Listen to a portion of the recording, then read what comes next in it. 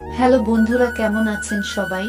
আজকে আমি আপনাদের জন্য নিয়ে এসেছি কিছু মজাদার প্রশ্ন এবং তার উত্তর। আপনারা দেখছেন আর সাথে আছি আমি। তো চলুন শুরু করা যাক আজকের ভিডিওটি। আর ভিডিওটি দেখার সময় অবশ্যই হেডফোন ব্যবহার করুন, কারণ আপনার আশেপাশে কেউ শুনতে পেলে আপনারই সমস্যা হতে পারে। প্রশ্ন: কিরকম ভাবে ছেলেদের জিনিসটি ভরলে মেয়েদের নিচের জিনিসটি বড় হয়ে যায়? উত্তর: মেয়েদেরকে ডগি পজিশন করে দিয়ে যদি ছেলেদের জিনিসটি ভরে জোরে জোরে ঠাপানো হয়, তবে মেয়েদের নিচের গর্ত আগের থেকেও অনেকটাই বড় হয়ে যায়। প্রশ্ন: সপাসপ করার সময় মেয়েরা থুতু লাগিয়ে নেয় কেন?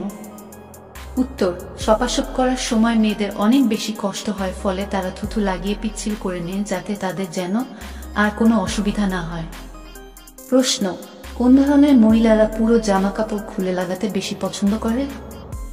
উত্তর: সাধারণত কম বয়সী মহিলারা সব কাপড় খুলে লাগাতে বেশি পছন্দ করে, কিন্তু যদি সঠিকভাবে মহিলাদের গরম করা যায়, তাহলে সব মহিলাই নিজে থেকে পুরো পোশাক খুলে দিতে বলবে।